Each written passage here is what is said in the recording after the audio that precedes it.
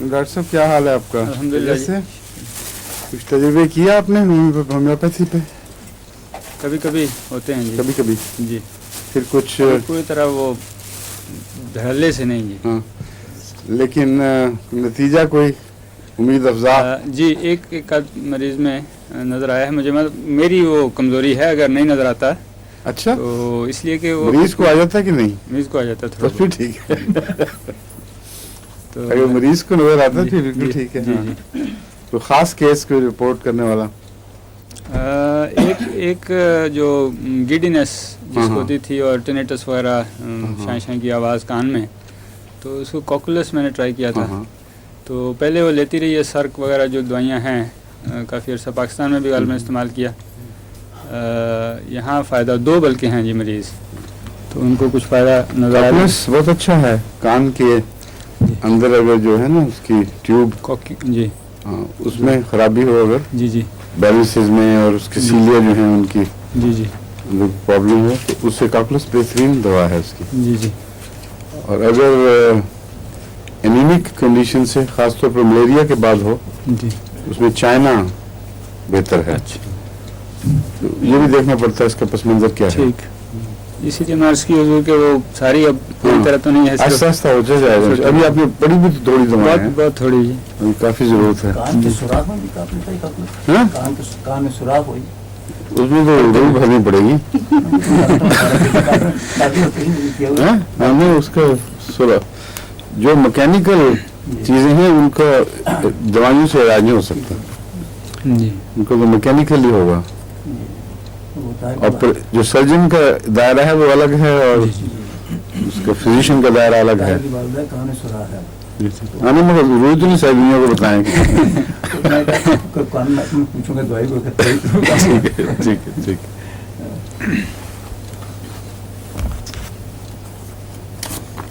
अच्छा, आर्सेनिक हम कर रहे थे, शुरू करनी है जी। शुरू करनी। अच्छा,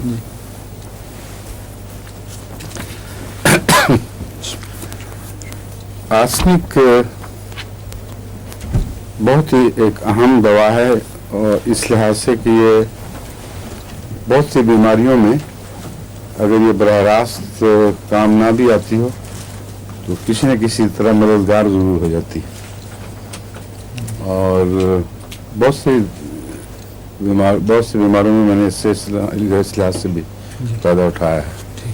इसका जो अपना मिजाज है वो मैंने गालिबन एक और दवा के दौरान बताया था कि इसको गोल्ड हेडेड केन पेशेंट कहते हैं, यानी ऐसा मिजाज जिसमें बेहद नफासत पाई जाती हो और मामूली सी चीज़ों का इधर उधर रखा जाना उसके मिजाज के सख्त खिलाफ हो। अगर उसने अपनी मेज़ ख़ास तरीके से लगाई हुई है और बीवी आके उसको थोड़ा सा बदल देती है गोवा बच्चा, तो उससे उसका मिजाज बिगड़ जाता है। और नफासत सारे इसके मिजाज में हर चीज़ में मुसलसल पाई जाती है।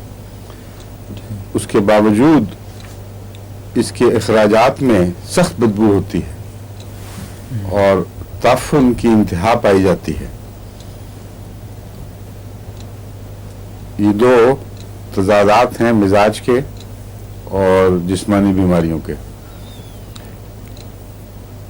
और मिजाज का असर बीमारियों पे ये होता है कि मुंह खुश्क आमतौर पर असाब पर जब किसी बीमारी का असर पड़ता है या किसी के असाब ज़्यादा हसास हों तो उसका मैलान दो तरह से ज़ाहिर होता है, एक पेशाब का बार बार आना और एक मुंह का खुश्क होना। जलसीमियम इस लिहाज से आर्सेनिक से बहुत मुशाबे है। जलसीमियम में भी पेशाब की ज़्यादती हो जाती है और दोनों को सर्दी लगने से अमूमन या असाब पर दबाव के नतीजे में यही इलामतें ज़ाहिर होती हैं।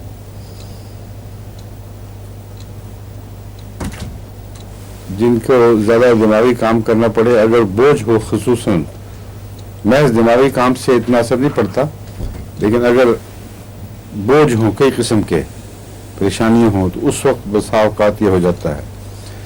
हज़रत मसीह मौऊद अलैहिस्सलाम को ये तकलीफ़ थी और इल्हामन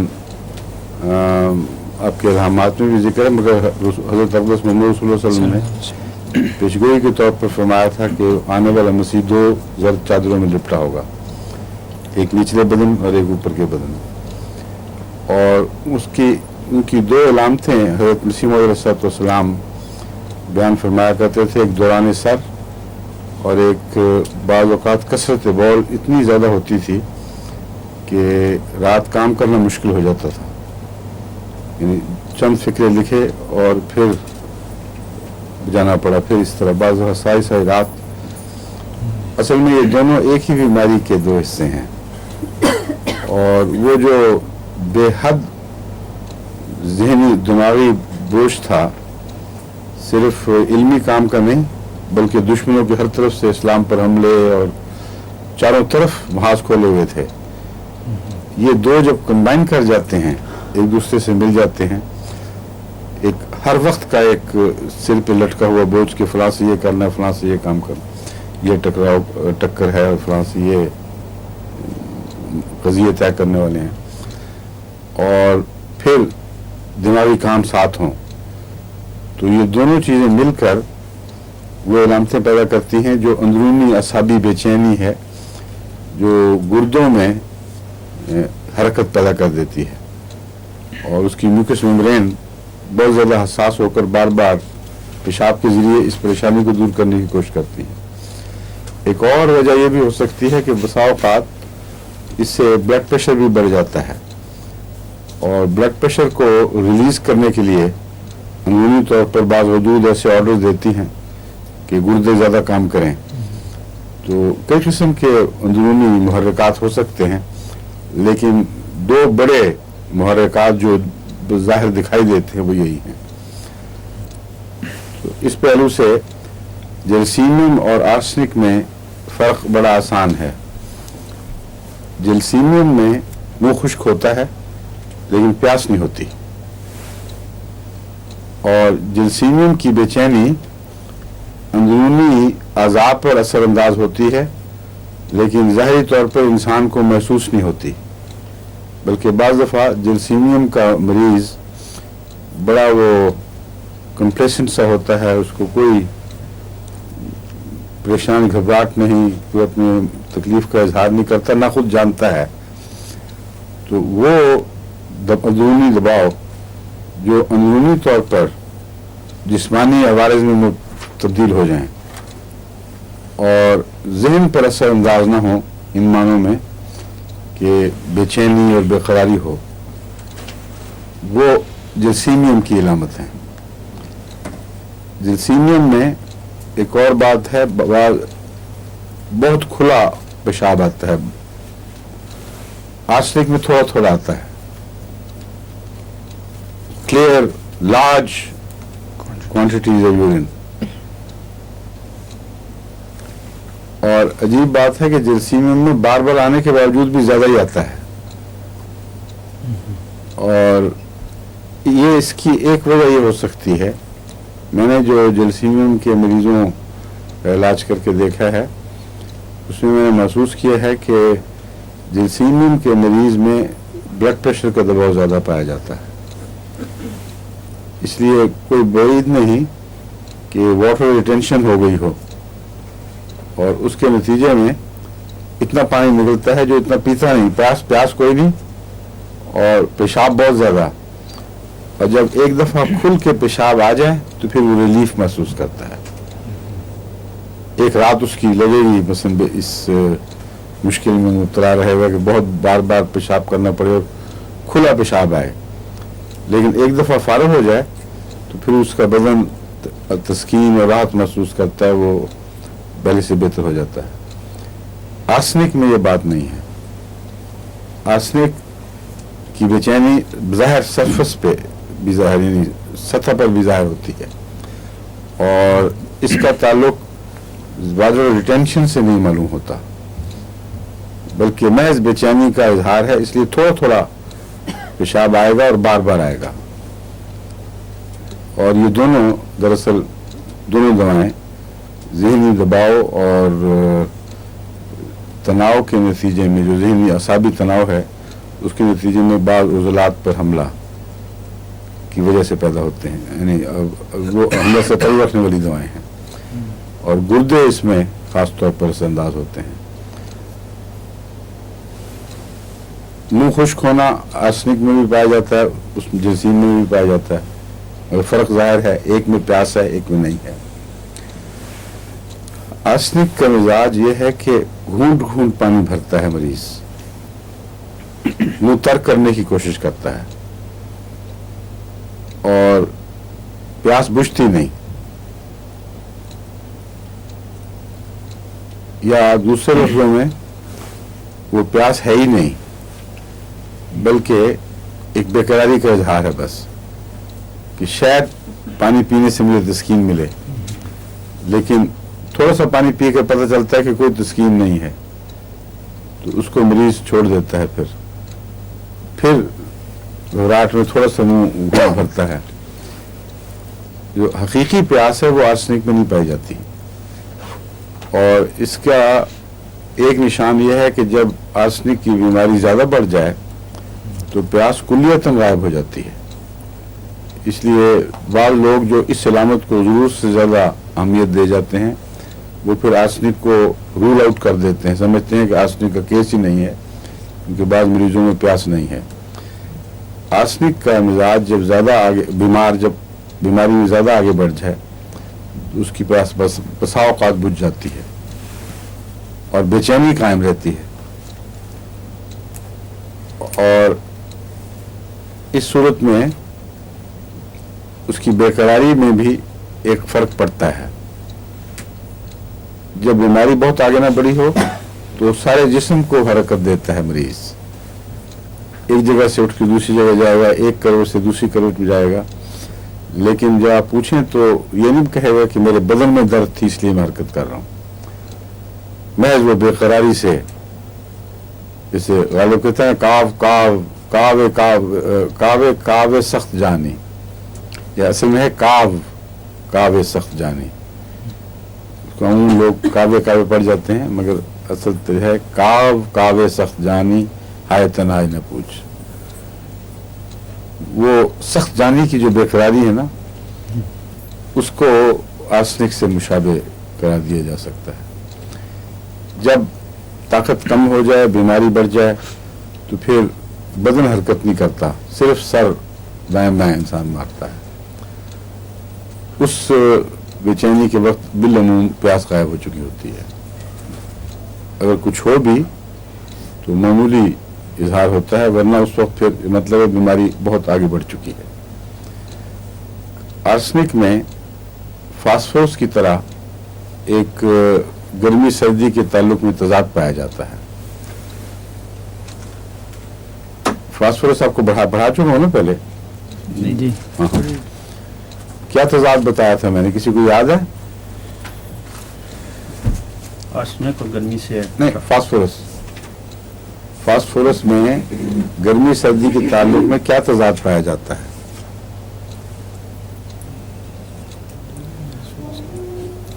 क्यों नहीं किसी को याद है? पीर साहब आप बड़े होशियार बनते हैं। नहीं है गलती होगी, माफ करना। सर्दी से आराम आता है क्या? आमतौर पे सर्दी से आराम आता है, मगर दांतों की तकलीफ में नहीं, वो तो मैंने यही बात जमूल की थी। दांतों की तकलीफ में मैंने कहा था सर्दी और गर्मी बाज़ दफ़ा दोनों ही तकलीफ देती हैं, मगर सर्दी जब ज़्यादा हो तो उस वक्त वो चूँकि सुन कर देती है इसलिए आराम आ जाता है। इसलिए डॉक्टर भी टीके से पहले एकदम उसको ठंडा करते हैं, लेकिन गर्मी आग लगाती चली जाती है। जिसको गर्मी से तकलीफ हो दांत की आसाब में, क्योंकि आसाब नंगे होते हैं ना, इसलिए गर्मी बहुत ख़तरनाक साबित होती है। बाज़ दफ़ा ज़्यादा गर्म अगर कर दें तो बेचैनी उसकी बहुत देर तक बाकी रहती है और दर्द सारी रात तक मसलन भड़का रहता है। लेकिन सर्दी का वक्ती तौर पर तकलीफ देती है, नंगी नर्व है तो सर्दी भी तकलीफ देगी, लेकिन वो फौरन फिर तकलीफ भी दब जाती है। पानी जब ठंडा पानी या बर्फ़ हटाएं तो तकलीफ फौरन दबती है, गर्मी से नहीं। गर्मी से उसका वायलेंट रिएक्शन होता है। ये गालिबन मैंने समझाने की कोशिश की थी, हो सकता है कुछ कहने में गलती हो गई हो। लेकिन ये तजाद नहीं है। फास्फोरस के तजाद के ज़िम्मे में मैंने एक और बात कही थी, वो ये कही थी कि उसके सारे जिस्म ठंडा होता है और गर्मी से आराम पाता है, लेकिन सर की तकलीफ़ें और मैदे की तकलीफ़ों में सर्दी आराम देती है।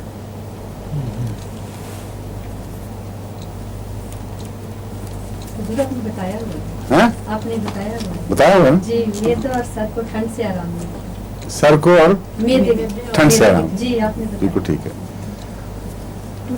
यही तो मैं कह रहा था कि बताया हुआ मैंने, लेकिन जी। वो पूछ रहा था किसी को याद है कि नहीं। और उस ज़िमन में मैंने कहा था कि चूंकि ठंड से आराम आता है, हो सकता है इसके दांत के मरीजों में भी यही बात असरअंदाज होती हो कि गर्मी से तकलीफ बढ़ती है और सर्दी से आराम आता हो।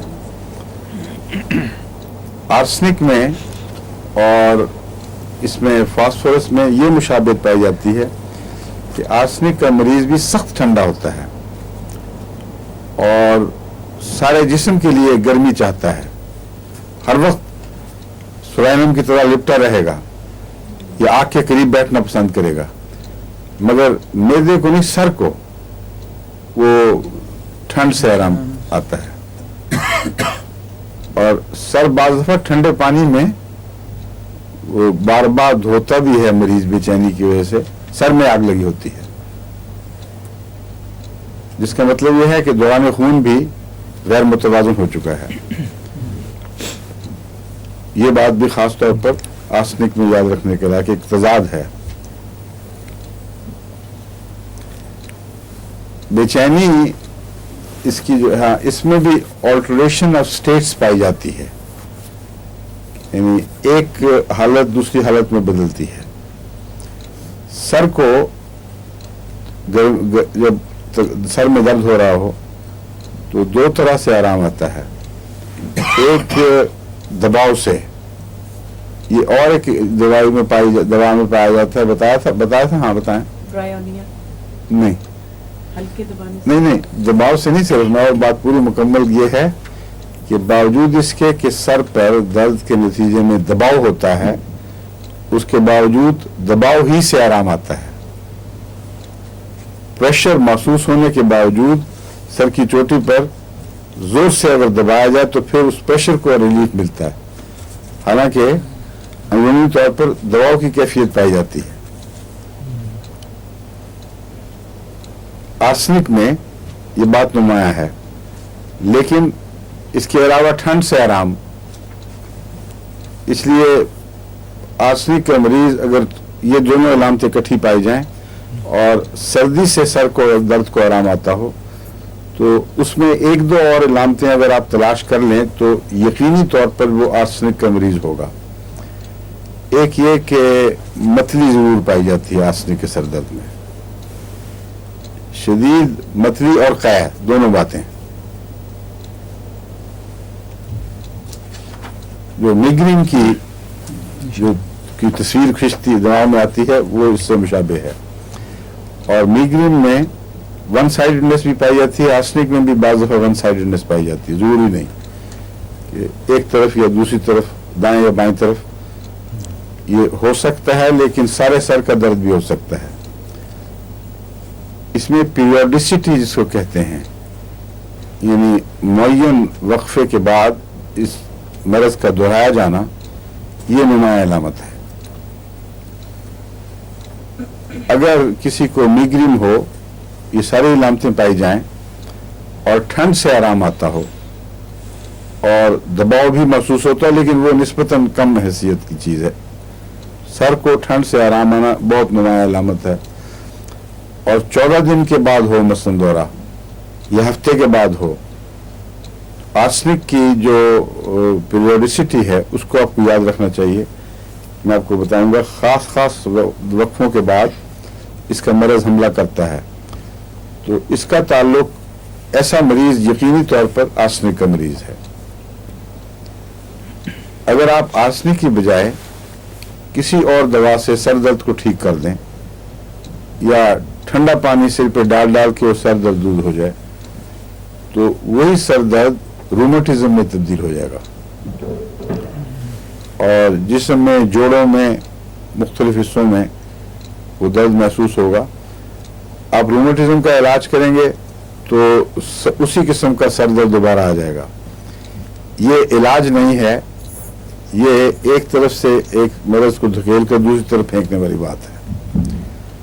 लेकिन अगर आप आर्सेनिक देंगे ऐसे मरीज को जिसमें ये अल्टरेशन भी पाई जाए तो मुकम्मल तौर पर खुदा के फजल से शफायाब होगा, उसका सर दर्द भी हटेगा और रूमेटिज्म भी नहीं रहेगा। और ऐसा मरीज जिसमें वो खुद बताए आपको कि ये होता रहा है मुझसे, उसमें चाहे रूमेटिज्म की हालत में आर्सेनिक दें चाहे सर दर्द की हालत में दें, दोनों सूरतों में अल्लाह के फजल से आर्सेनिक ही से मरीज शफायाब हो जाता है। इसलिए होम्योपैथी में ये बातें बहुत गौर से देखनी चाहिए कि एक मर्ज किस हिस्से में किस हिस्से मर्ज में तब्दील होता है। इसकी जो तब्दीली है मर्ज की, उसमें औरतों में एक और तब्दीली का नक्शा उभरता है। रहम की तकलीफें दिमागी तकलीफों में तब्दील होती हैं और उसमें दिमागी तकलीफों में जो बेचैनी और तवाहमात और मौत का खौफ और बास किस्म के पागलपन, ये अगर जो आर्सेनिक की अलामतें हैं ये अगर ज़ाहिर हों और इसकी मेंसेस वगैरह की तकलीफ़ों में आराम आ जाए तो ये ख़तरनाक चीज़ है। आर्सेनिक देंगे तो सर उसकी अलामतें, दिमाग की अलामतें भी ठीक होंगी और ये मर्ज़ भी ठीक हो जाएगा। अगर और तरीके से उसको ठीक करने की कोशिश करेंगे तो आपस में इसी तरह सीसॉ, जिस तरह ऊंचा नीचा, ये खेल जारी रहेगा।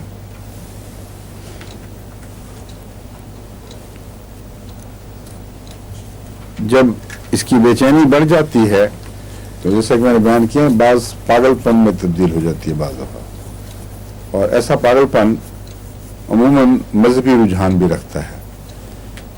आर्सेनिक का मिजाज, आर्सेनिक के मिजाज का मरीज अगर पागल हो जाए तो बिलअमूम एक तो उसके पीछे लंबी तारीख है उसकी बेचैनी की, उसे पहचाना जाएगा। दूसरा ये कि उसके पागलपन में दो किस्म के रुझान पाए जाते हैं। एक तो ये कि वो ये कहेगा कि मेरी बख्शिश के दिन गुजर गए, बस अब मैं ऐसा गुनाहगार हो चुका हूँ कि मैं बख्शा जा ही नहीं सकता। और दूसरा, उसको खुदकुशी के रुझान भी पैदा होते हैं।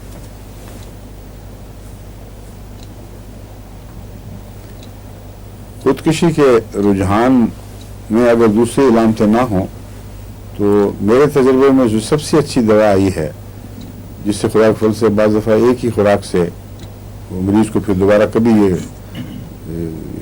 गलत रुझान पैदा नहीं हुआ, वो है आरम म्योर हाइपोटेंसी में गोल्ड क्लोराइड।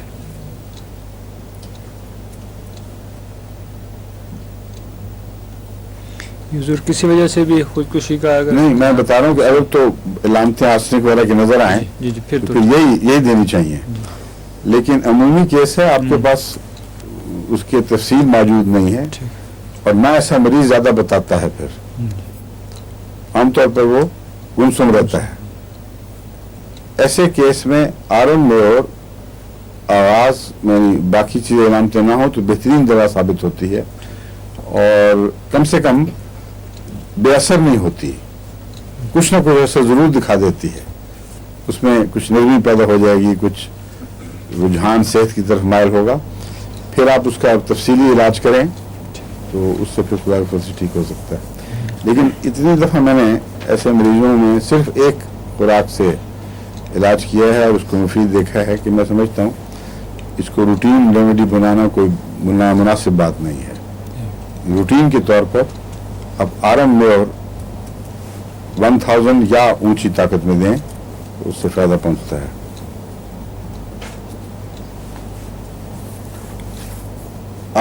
आर्सेनिक में गैंग्रीन्स का रुझान बहुत पाया जाता है और इखराजात इसके सख्त बदबूदार और बाज़ दफ़ा इसमें एक चीज़ बहुत अहम है कि क्यूरेटिंग करके अगर औरतों की ब्लीडिंग ख़त्म कर दी जाए तो उसके बाद बाज़ दफ़ा मुस्तकिल बदबूदार मादे निकलने शुरू हो जाते हैं और पैसिव ब्लीडिंग भी हो, पैसिव ब्लीडिंग होती है, उसमें बाज़ दफ़ा जिस तरह जिगर के टुकड़े कट कट के आ रहे हों इस तरह वो खून में शामिल होते हैं। ये सिर्फ रहम से ताल्लुक़ रखने वाली चीज़ नहीं, कहीं भी अखराजात को क्यूरेटिंग के ज़रिए बंद किया जाए, मतलब नाक के अंदर भी बाज़ अल्सर्स पैदा होते हैं, उनको बंद कर दिया जाता है दूसरे अल्सर्स को, तो ये चीज़ जो है ये हमेशा ख़तरनाक असरात पर मुंतज होती है। नंबर एक, इसके नतीजे में पागलपन भी हो सकता है और सारे जिस्म में दर्दें और बेचैनियाँ, टॉक्सिन जमा होकर उसका रिलीज कोई नहीं होता, गुर्दों पर इसका बद असर पड़ता है, बाज़ फेल कर जाते हैं। तो ऐसी सूरत में ज़रूरी है कि उन अखराजात को दोबारा जारी किया जाए और उसमें आर्सेनिक एक अहम दवा है। एक दूसरी अहम दवा काली आयोडाइड है और एक तीसरी आर्सेनिक आयोडाइड।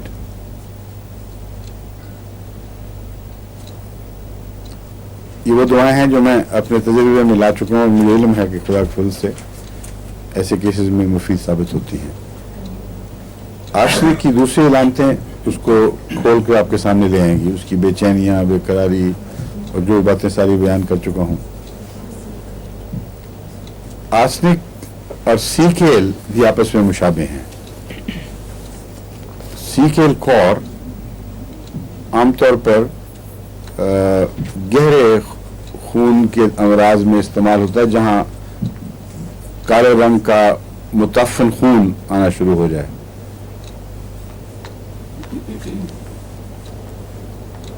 हुजूर इसको स्पेल कैसे करेंगे? सीकेल SECAL, सीकेल, बाद में फिर ई है और COR फुल स्टॉप। कहीं मैंने गालिबन कैसे भी देखा है लिखा हुआ, लेकिन ये पूरा याद नहीं, मैं भी चेक करके आपको बताता हूँ।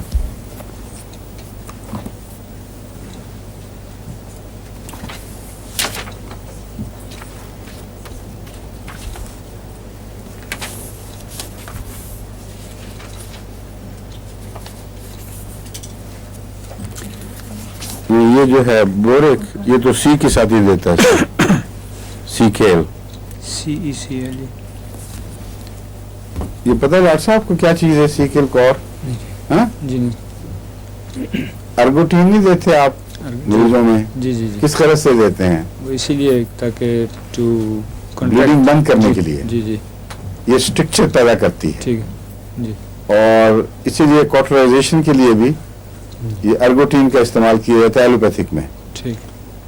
और ये बहुत खतरनाक है। इसी अर्गट का केस मैंने आपको बताया था, किसी ने सिंध में किसी हामला औरत को आखिरी दौर में अर्गट, किसी को अताई हकीम था कोई, उसने अर्गट का टीका लगा दिया जो एलोपैथी में मिलता है गालिबन इसका टीका, या वो दवा वैसे दे दी होगी, मुझे तो टीका ज़हन में याद है। उसके नतीजे में इतनी सख्त कंस्ट्रिक्शन हुई कि रहम का मुंह नहीं खुलता था और वक्त आया हुआ था और दर्दें बिल्कुल पूरे जोर से सही सीमित में उठ रही थी, लेकिन मुंह उसका इस तरह तंगी से बंद था कि हमारा जलसा हो रहा था, वहां तक भी दूर तक हल्की हल्की चीखों की आवाज आ रही थी और उसका खाउन भागा भागा आया कि मेरी बीवी मर रही है और हो सकता है रहम फट जाए, इस कदर तकलीफ की हालत में। तो उसने, मैंने उससे ज़्यादा सवाल का वक्त नहीं था, मुझे ख़तरा, ये ख्याल पैदा हुआ कि ये अर्गट का केस होगा। मैंने कहा तुमने कोई हकीम से किसी से इलाज करवाया? उसने कहा हाँ। उसने एक दवाई दी थी, उसके बाद ये इलामतें पैदा हुई हैं। पहले ब्लीडिंग हो रही थी थोड़ी थोड़ी, तो उस पर मैंने उसको क्लोरोफाइलम 200 में एक खुराक दी और 5 या 10 मिनट के अंदर अंदर नॉर्मल डिलीवरी हो गई। क्लोरोफाइलम उसकी कंस्ट्रिक्शन जो होती है उसकी मुंह की, उसको खोलता है। अर्गट के साथ बराह रास्त का कोई ताल्लुक मुझे याद नहीं था, मुझे ये पता था कि अगर दर्दें उठ रही हों और यूट्रस के मुंह की तरफ जाएं और नतीजा खेज ना हो और बल्कि टांगों में उतर जाएं, ये अलामत भी थी। तो उस वक्त कोलोफैलम बहुत अच्छी है। तो अर्गट ये वो चीज़ है जिसको सीकेल कॉर कहते हैं, और इसकी ख़ास अलामत ये है कि ये शदीद गर्मी महसूस करता है मरीज़, और बाकी ताफ़ुनात की तमाम अलामतें आर्सेनिक से मिलती हैं। बेचैनी भी पैदा हो जाती है, ताफ़ुनात भी हैं, और बाज़ खून के बंद होने से जो जहर फैल जाते हैं जिस्म में, इतनी मिलती हैं कि बाज़ दफ़ा तफरीक करना मुश्किल होता है। लेकिन एक बात ऐसी है जो नुमाया फ़र्क है, आर्सेनिक का मरीज़ अपने जिस्म को हर वक्त ढांपेगा और आग के करीब बैठेगा, और अर्गट का खाया हुआ मरीज़ जो है ना, मारा हुआ मरीज़, वो शदीद गर्मी महसूस करता है, वो कपड़े भी बाज़ दफ़ा उतार के फेंकने की कोशिश करता है, तो इससे वो साफ पहचाने जाते हैं। तो आपको इन बातों की तरफ ध्यान करना चाहिए, ऐसी इलामतें जो आप देख कर मालूम कर लें फ़ौरन और तफरीक आसान हो, वरना वो लोग जो आदी हो जाते हैं रेपर्टरी के, उनकी बड़ी मुसीबत है। हर वक्त ये इलामत वहाँ, ये इलामत वहाँ, सारा दिमाग हर वक्त कंफ्यूज रहता है बेशुमार इलामतों से, और कुछ पल्ले नहीं पड़ता। ये तफरीक वाली इलामतें जो हैं ये बहुत ही मुमिद हैं, और एक मरीज़ को देखा और फ़ौरन आपको पता लग गया ये क्या बात है। तो ये फ़र्क याद रखें, आर्सेनिक और फास्फोरस, आर्सेनिक और ये अर्गट या सीकेल कॉर। फास्फोरस में एक और फ़र्क भी है, आर्सेनिक और सीकेल के अखराजात स्याह रंग के बदबूदार होते हैं, फास्फोरस के आमतौर पर सुर्ख रंग के, तेज सुर्ख रंग के, एकोनाइट की तरह के।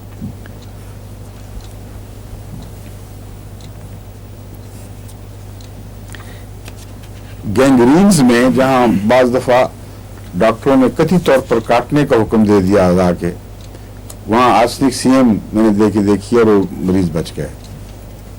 एक केस था श्रीलंका या कहां से, बाहर दूर की जगह है कोई, वहां नौजवान बेचारा था, उसका हाथ आ गया था मशीन में, कुचला गया था, यानी अंगूठा या कोई हिस्सा, और उसको इलाज किया, लेकिन वो कुचला होने की वजह से वो रफ्ता रफ्ता वो मुस्तकिल क्रॉनिक जख्म बन के फिर गैंग्रीन बन गई और स्याह हो गया।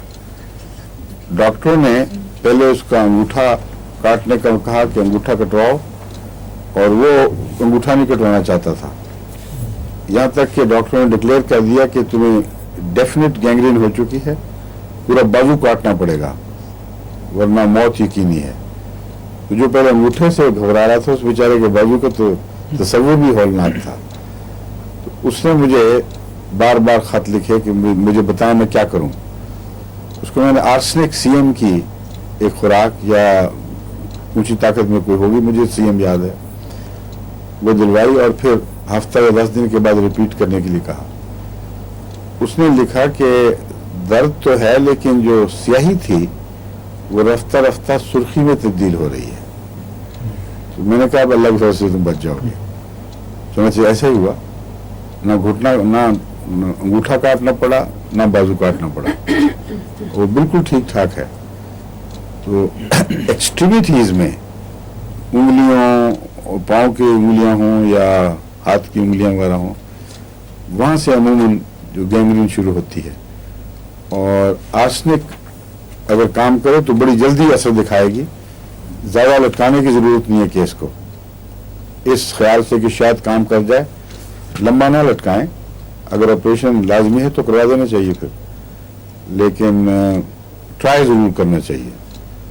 दूसरी दवा जो मददगार के तौर पर मैं देता हूँ वो सिलीशिया है, और बाद में फिर मैंने इन दोनों को रूटीन के तौर पर ऑल्टरनेट करना शुरू कर दिया, और इल्ला माशाअल्लाह अच्छे असरात देखे हैं इसके। लेकिन अगर गहरे नासूर की शक्ल हो तो वहाँ आर्सेनिक से ज़्यादा काली आयोडाइड या आर्सेनिक आयोडाइड काम करते हैं।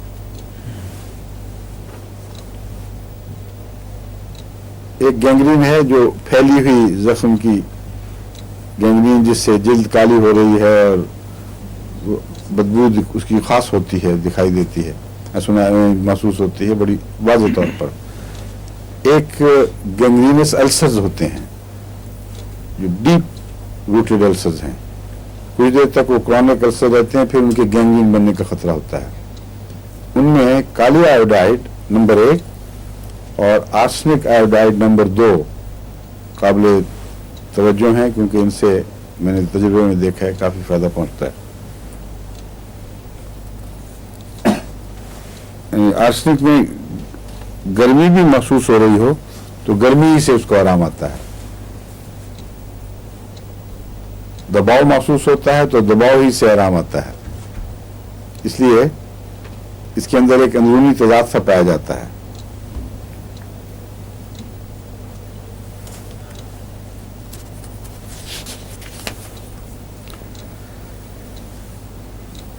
انتڑیوں کی امراض میں پیٹ پھولا ہوا اور سخت بدبودار اخراجات, موت کا خوف, گھونٹ گھونٹ پانی پینا, یہ تصویر فوری طور پر آپ کو آپ کے ذہن حادثے کی طرف منتقل کرے گی.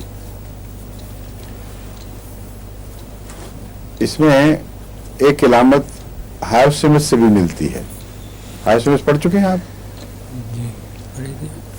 ہائیوسیمس ایک ایسی دوا ہے جو ٹائیفائڈ میں بھی بہت کام آتی ہے اور جنون کی علامتوں میں بھی, اور نوجوان لڑکیوں میں بھی بعض دفعہ ہائیوسیمس کی بیماری پیدا ہونے کی وجہ سے بہت ہی خوفناک قسم کا, اس کو کیا کہتے ہیں, دماغی ہسٹیریا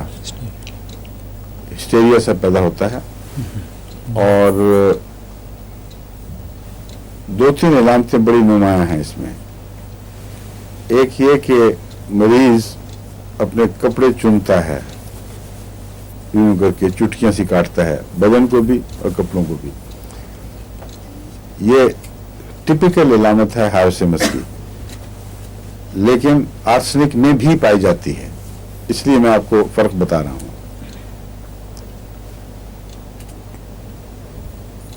آرسنک میں جب یہ پائی جائے تو لیسیویس تھاٹس ایکسپریشنز نہیں ہوتے, یعنی شہوانی باتیں مریض نہیں کرتا, نہ اس طرح دماغ جاتا ہے. لیکن پاک باز صاف ستھری بچی معصوم جب وہ بے ہوشی یا اپنے دماغی دورے میں ایسی باتیں کرنی شروع کرے تو ماں باپ کے لیے سخت الجھن پیدا ہو جاتی ہے کہ اس ایسی معصوم بچی میں آیا کیسے. اصل میں وہ اس کی طبیعت کے گند کی وجہ سے نہیں بلکہ سوزش کی وجہ سے خیالات پیدا ہوتے ہیں.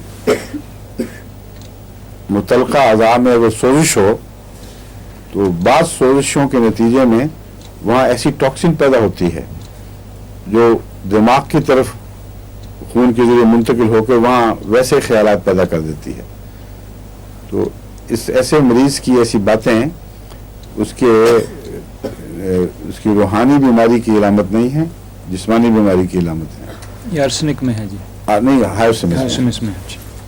میں فرق بتا رہا ہوں. جی جی, چنتا ہے مریض دونوں صورتوں میں, کپڑے چنتا ہے, بے چین بھی ہے. ہائیوسیمس کا مریض بڑا بے چین ہوتا ہے.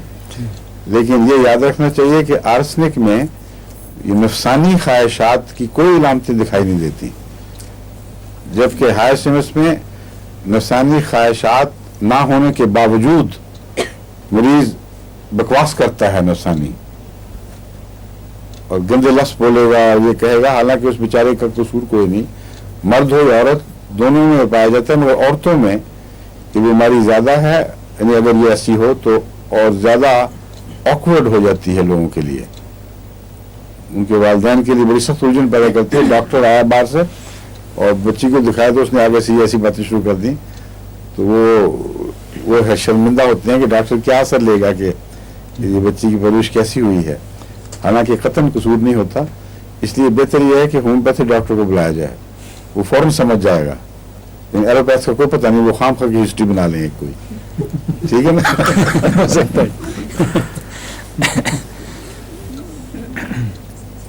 جہاں تک وقت کا تعلق ہے, اس میں 12 بجے کے بعد 1-2 बजे तक इसकी इलामतें भड़कती हैं, दिन को भी और रात को भी, और रात को ज़्यादा, क्योंकि अंधेरे से भी इसकी मरज बढ़ती है, इसका मरज बढ़ता है।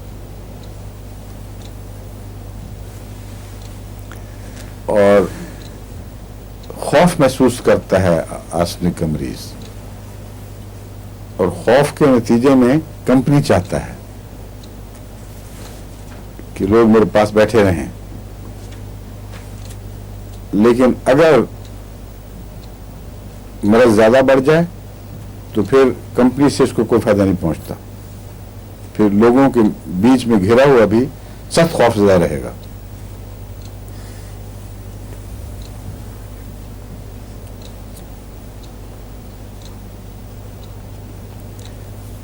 इसके मरीज में मरज में बाज़ दफ़ा वर्में पैदा होती हैं, क्योंकि गुर्दे से भी इसका ताल्लुक है, और बाज़ जिगर वगैरह सब के ऊपर कुछ न कुछ असरअंदाज होता है। आपको मैं बताया था फास्फोरस में भी वर्में नुमायां हैं, सारे जिस्म पर उसकी वर्में ज़ाहिर होती हैं। आर्सेनिक में भी जिस्म पर वर्में होती हैं, लेकिन इसकी आँख में ऊपर भी और नीचे भी ऐसी इलामतें पाई जाती हैं जो ऊपर की वर्म काली कार्ब से मुशाबे होती है और नीचे की वर्म एपिस से मुशाबे होती है।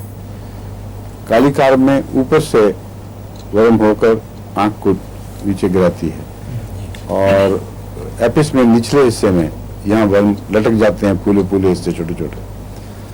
तो आर्सेनिक में दोनों जगह ये वर्म है, और मुशाबहत पाई जाती है काली कार्ब से ऊपर वाले हिस्से की और निचले हिस्से की एपिस से, और इसके साथ झुर्रियां भी पड़ती हैं, और चेहरा अपनी उम्र से बहुत ज्यादा बूढ़ा दिखाई देने लगता है।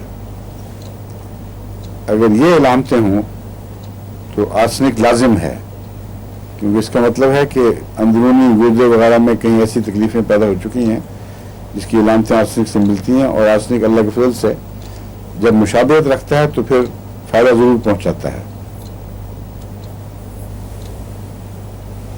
बाज़ दफ़ा इसका फ़ायदा मुकम्मल नहीं होता। ऐसी चीज़ों खुसूसन प्रोस्टेट ग्लैंड या गुर्दों में या यूरिनरी ब्लैडर में तकलीफ़ों के नतीजे में जो इलामतें ज़ाहिर होती हैं, उसमें आर्सेनिक की इलामतें भी आमतौर पर ज़ाहिर होती हैं।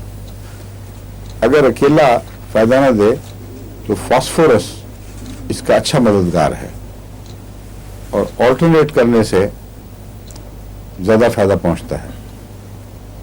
और ये कम्बिनेशन कैंसर्स में भी मुफीद है, और ऐसे कैंसर के केसेस जिनमें बहुत मामला हद से बढ़ चुका था, मैंने ये कम्बिनेशन इस्तेमाल किया है, और बाद और 1-2 हैं वक्ती तौर पर देनी पड़ी। तो एक केस तो ऐसा था जो यहाँ बांग्लादेश से आया हुआ था, और डॉक्टर ने कहा था हफ्ता 10 दिन के अंदर तुम मर जाओगे, लेकिन वो मुस्तकिल फ़ायदा तो नहीं हुआ, लेकिन जाने के बाद तकरीबन 1 साल तक अल्लाह के फल से वो ठीक ठाक जिंदा रहे, और मुझसे ख़तों की दाद भी रही। उनका नाम गालिबन अब्दुल्ला साहब था, और फिर उन्होंने आखिर पे जाके फिर अचानक कुछ तकलीफ हुई है, गालिबन वही कैंसर ही होगा, लेकिन 1 हफ्ते के अंदर जो वर्डिक्ट था डॉक्टरों का कि तुम्हारा कोई सूरत नहीं इलाज की, तुम मर जाओगे, उसके बजाय वो खुदा के फजल से जिंदा रहे, अच्छी नॉर्मल ज़िंदगी बसर करते रहे। एक केस है जो अल्लाह के फजल से भी जिंदा, उसका नाम नहीं बताना चाहता इसलिए, और इस वाक़े को करीबन 8 साल हो चुके हैं, और यही एस्टेब्लिश्ड कैंसर जिसके इंग्लैंड में इलाज हो चुके, उसका रिकॉर्डेड हिस्ट्री मौजूद है, उसमें ज़्यादातर जो फ़ायदा मैंने उठाया है वो आर्सेनिक और फास्फोरस से। तो बहुत गहरा असर करने वाली दवाएं हैं, और इनकी जो बाज़ मुशाबहतें हैं वो एक दूसरे के लिए मददगार बन जाती हैं। मैंने आपसे बताया था कि इसके अंदर मरज़ में तकरार पाई जाती है, ख़ास मुअय्यन मुद्दत के बाद ये मरज़ औद के आती है। इसमें ज़्यादातर 4 दिन के बाद या 7वें दिन या 14 दिन के बाद अगर मरज़ के हमले हों और पीरियोडिसिटी जिसको कहते हैं, यानी ख़ास वक्फों में एक मरज़ का दोहराया जाना, इसको ये इसमें बड़ी नुमाया है। और इसके 4 दिन और 7 दिन और 14 दिन याद रखिए। लेकिन इनके अलावा भी ऐसे अमराज जिनमें पीरियोडिसिटी पाई जाए, उनमें भी आर्सेनिक बहुत मुफीद है। मसलन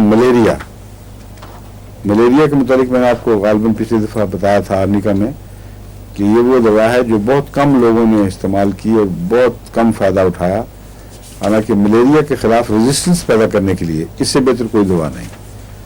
और जितने भी हमारे अफ्रीका में इस प्रोग्राम को सुन रहे होंगे, उनको ज़रूर इससे फ़ायदा उठाना चाहिए।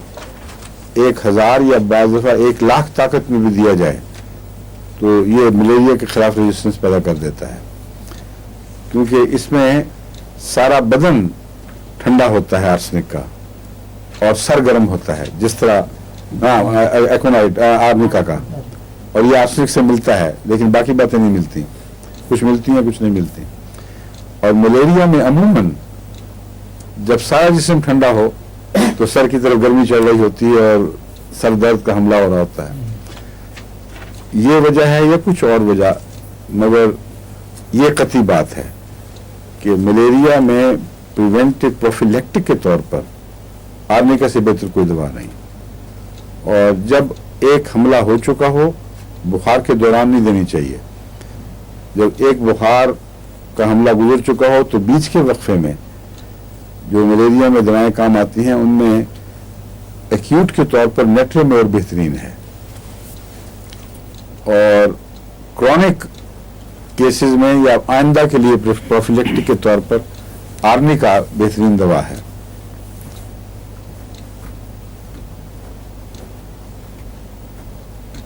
आर्सेनिक के ताल्लुक में मुझे इसलिए याद आई कि आर्सेनिक भी मलेरिया की चोटी की दवाओं में से है। आमतौर पर किताबों में आपको चाइना मिलेगी, चाइना पे जोर दिया जाएगा, लेकिन अजीब बात यह है कि पाकिस्तान में तो मुझे चाइना से कोई ख़ास फ़ायदा नहीं मिला कभी भी, यहाँ तक कि मैंने चाइना देनी छोड़ दी थी। बल्कि आर्सेनिक उससे बहुत बेहतर असर दिखाती है।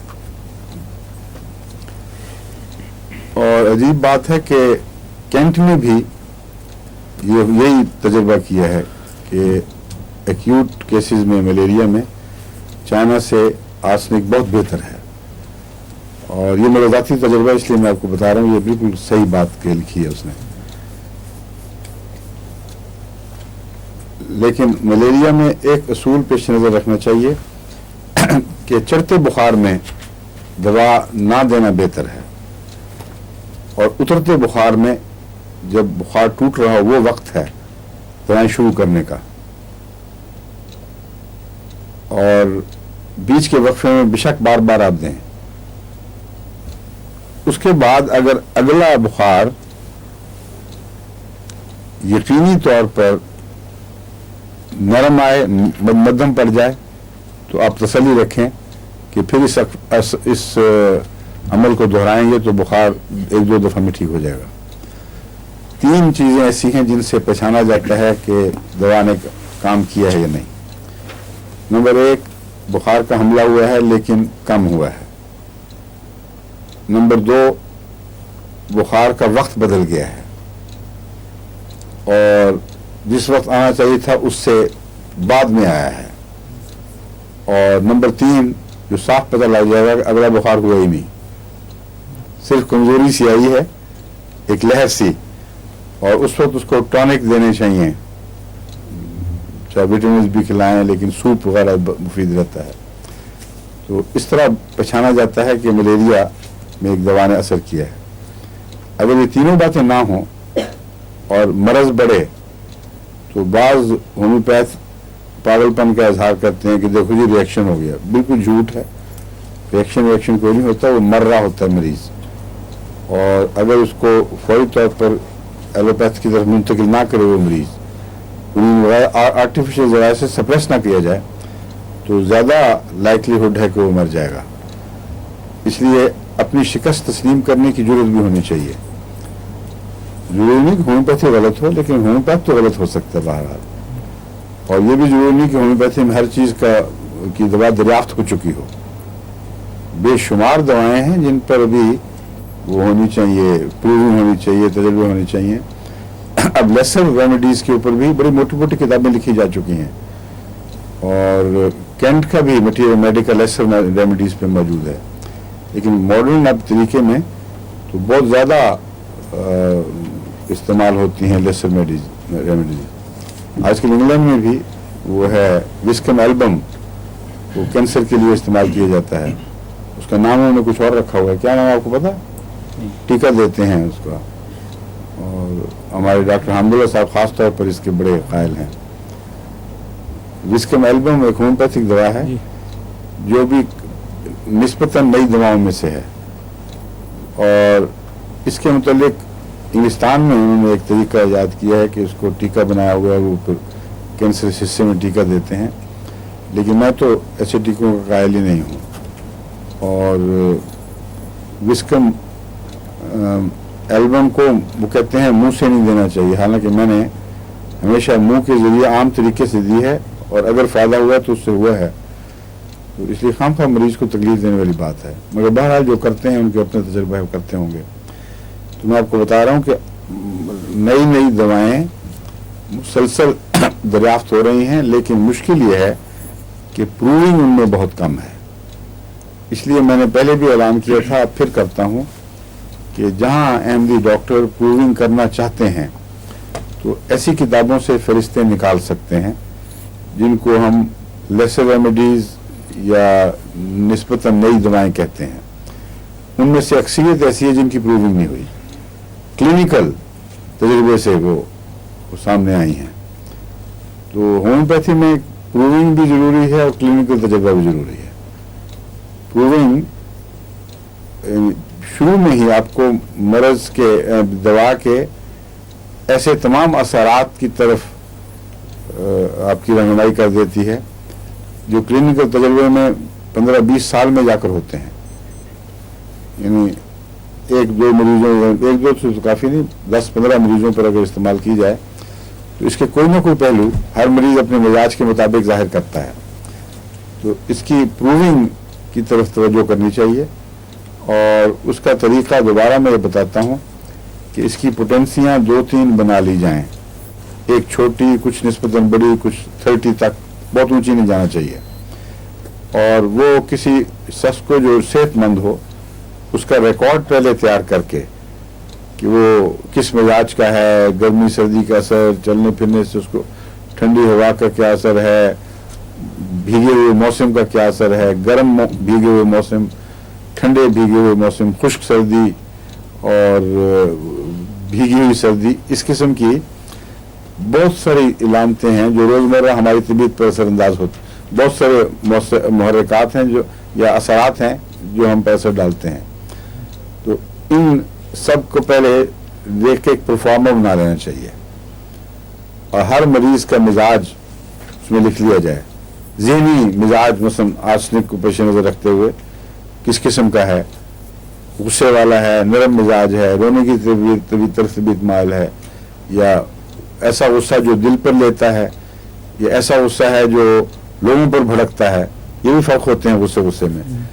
और गम की खबर से क्या असर पड़ता है, फिक्रों से क्या असर पड़ता है, और उसके सारे बदन पर, मुख्तलिफ हिस्सों पर जो अमूमन तग़य्युरात, मौसम के तग़य्युरात या सुबह और शाम के बदलने से, हरकत आराम से और गर्मी सर्दी से, ये सारे असरात उससे इंटरव्यू लेकर किसी ज़हीन आदमी को ढूंढना पड़ेगा, तमाम बातें लिख लें, फिर उसके ऊपर ये प्रूविंग शुरू करें और उससे कहें कि जो भी तुम्हें तब्दीली नज़र आए वो मुझे लिख लो। और दूसरे मिजाज के आदमी को चुनकर जब इंटरव्यू लेंगे कईयों से, तो हर मिजाज की तयीन अलग अलग हो जाएगी, उस पर फिर इसी तरह से प्रूविंग करें। और आमतौर पर प्रूविंग एक दफ़ा की जाती है, मेरे ख्याल में लाजिम है कि मुख्तलिफ मौसमों में की जाए।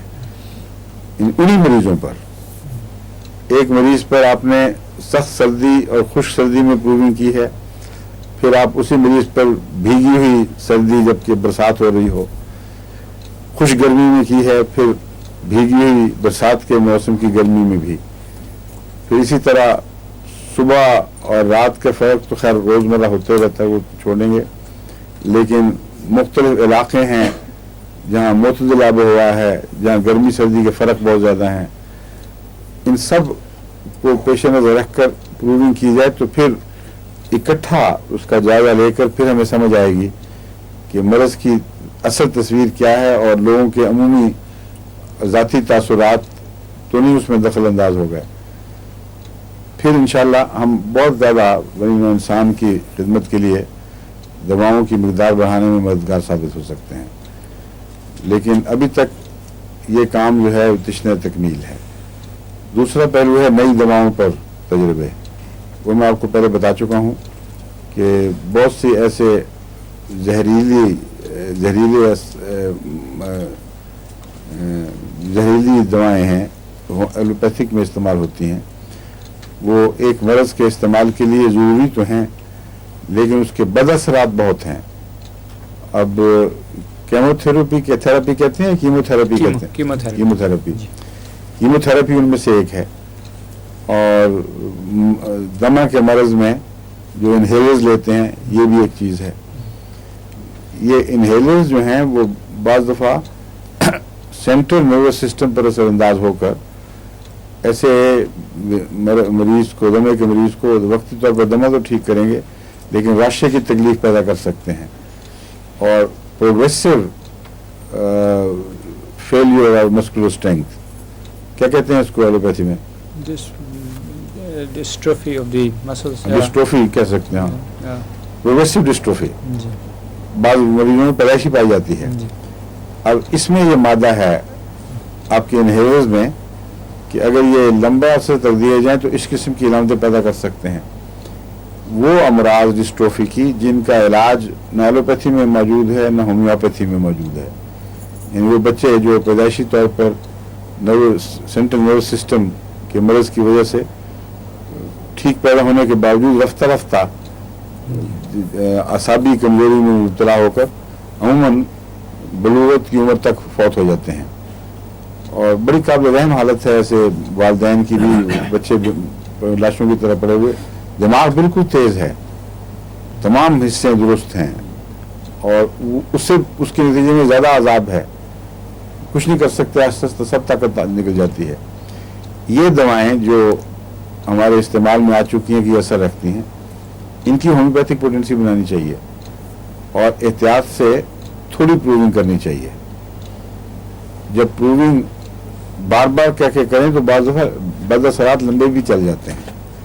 जिन्होंने लाइकोपोडियम की प्रूविंग की थी उनके बाज़ दफ़ा लास्टिंग बदअसरात नेज़ल कैविटीज़ पर, नेज़ल मेम्ब्रेन्स पर ज़ाहिर हुए। इसलिए प्रूविंग में एहतियातें भी हैं, थोड़ा सा दें, इंतज़ार करें और फिर देखें। तो मैंने वक्फ़े जदीद में कुछ प्रूविंग की थी मगर मैं साथ अपने ऊपर भी करता था ताकि मालूमीन को ये ख्याल ना हो कि ये हमें ही तजर्बा का बनाया हुआ है। तो और उसका फ़ायदा हुआ कि मुझे पता लग जाता था कौन ख्यालात में बात कर रहा है, कौन हकीकी बात कर रहा है। तो ये प्रूविंग का प्रोग्राम शुरू करना चाहिए क्योंकि अब आदमी का के लिए ख़त्म करने का वक्त है या आपका वक्त ख़त्म? 1 मिनट बाकी है। अच्छा, ये ज़रूरी बात थी, मैंने याद दहानी करवानी थी, मैंने महसूस किया अभी तक मुझे ख़त नहीं आया कोई किसी किस्म का प्रूविंग पर। प्रूविंग की स्कीम बनाएं, आदमी ढूंढें और प्लान करके मुझे भेज कर अप्रूव कराएं, हम यहाँ सेंट्रल रजिस्टर में चढ़ाएंगे और फिर मुख्तलिफ इलाकों में वही प्रूविंग भी करवा के देखेंगे ताकि ये भी पता लगे कि मुद्दल मौसम में क्या असर है, सर्द शिमाली सर्द इलाकों में क्या असर होता है और ज़्यादा सख्त गर्मी सर्दी के तजाद में क्या असर होता है।